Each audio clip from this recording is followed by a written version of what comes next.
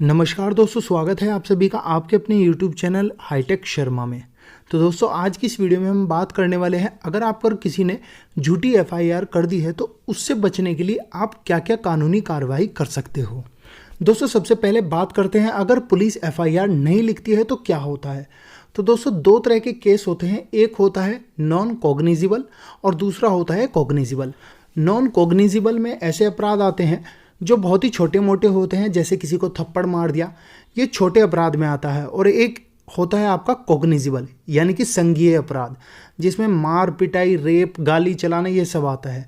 तो कॉग्निजिबल अपराध नियम होता है कि CRPC सेक्शन 154 154 ये कहता है कि पुलिस को मैंडेटरी है FIR लिखनी पड़ेगी, लेकिन कई बार पुलिस FIR नहीं लिखती है। तो इस केस में पुलिस का जो सीनियर अफसर होता है, जिसे DSP कहते हैं, यहाँ जाकर आप कह सकते हो कि ऐसा मामला है, हमारी FIR नहीं लिखी जा रही है। ये भी अगर नहीं सुनता है तो आप SP के पास जाकर बोल सकते हो। ये भी अगर नहीं सुने तो आप जाइए सीधे कोर्ट में, मजिस्ट्रेट कोर्ट में। अब मजिस्ट्रेट कोर्ट को पावर है, या तो वो बोलेगा FIR लिखने के लिए, या फिर मजिस्ट्रेट खुद FIR लिख देगा अनुच्छेद 156 के तहत, और वहाँ से वो थाने को भेज देगा कि ये FIR है, इसको तुम अपनी डायरी में उतार कर जाँच करो। और अगर आप यहाँ भी शांत नहीं हुए तो इसी मजिस्ट्रेट को कहिए कि मेरी FIR आप लिख दीजिए, और वो जो पुलिस वाला जो FIR नहीं लिख रहा था उसके खिलाफ भी आप कंप्लेन कीजिए। उसके लिए CRPC की धारा 166A 166A आता है, या फिर आप आराम से बोलिए, if you will not write my FIR I will take legal action against you under section 166A। वो समझ जाएगा पुलिस वाला कि यार सामने वाला पागल नहीं है, इसको थोड़ी बहुत ही नॉलेज है, इसकी FIR तुम लिख लो। ये तो हो गई दोस्तों हमारी FIR की बात। अब समझते हैं, आपके ऊपर अगर किसी ने फर्जी FIR लिखवा दिया तो अब क्या करेंगे।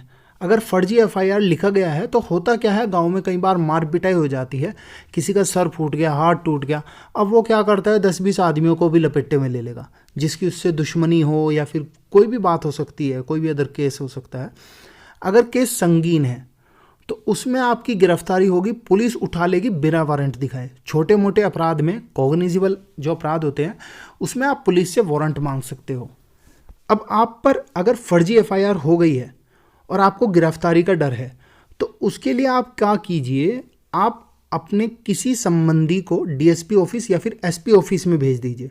वहाँ आप प्रूफ दीजिए कि जिस समय घटना हुई थी उस समय आप वहाँ नहीं थे। आप अगर नहीं थे तो आपके पास कोई ना कोई प्रूफ तो होगा। आपके पास मान लीजिए कोई दोस्त, किसी दोस्त के पास आप थे, तो उस दोस्त की आप गवाही दिलवा सकते हो। और SP DSP के पास ये अधिकार होता है कि नो अरेस्टिंग का आदेश जारी कर सकते हैं कि अभी इन्हें अरेस्ट ना किया जाए। लेकिन अगर ये लोग भी आपकी बात नहीं सुन रहे हैं, तब क्या करोगे, तब आप चले जाइए एंटिसिपेटरी बेल लेने के लिए। आप अगर गिरफ्तार नहीं हुए हो तो तुरंत एक वकील कीजिए और उसे अपने डिस्ट्रिक्ट कोर्ट से अग्रिम जमानत यानी कि एंटिसिपेटरी बेल वहाँ से आप ले लीजिए। अगर आपने एंटिसिपेटरी बेल भी नहीं लिया, SP DSP भी आपकी बात नहीं सुन रहे और आपको डाल दिया सीधा जेल में। अब जेल में डाल दिया आपको, अब आपके पास बेल लेनी है तो उसके लिए आपका एक रेगुलर बेल का प्रोसेस होता है, थोड़ा लंबा प्रोसेस होता है। एंटिसिपेटरी बेल तो आपको तुरंत मिल जाएगी, लेकिन ये जो रेगुलर बेल है ये आपको थोड़ा लंबा प्रोसेस पड़ता है। बेल मिल जाने का मतलब दोस्तों ये नहीं है कि आप निर्दोष हो। FIR में आपका नाम अभी भी है। बेल का मतलब होता है इसे अभी गिरफ्तार मत कीजिए। कोर्ट आदेश आपको पुलिस वालों को दे देगी आदेश। अब आपको साबित करना पड़ेगा कि ये फर्जी FIR है, और इसके लिए आपके पास दो रास्ते हैं। आप दोनों कॉम्प्रोमाइज़ कर सकते हो उस अदर पार्टी के साथ, लेकिन अगर वो कॉम्प्रोमाइज़ भी नहीं करता है तब आप जाइएगा सीधा हाई कोर्ट। CRPC की धारा 482 के तहत, और हाई कोर्ट में आप लीगल दस्तावेज दिखाइए। अगर आपने सच में कुछ नहीं किया है तो आप पक्का प्रूफ दीजिए कोर्ट को, CCTV फुटेज दीजिए या फिर जो भी सबूत ये आपको साबित कर सके कि आप वहाँ नहीं हो, वो आप दिखाइए वहाँ पर।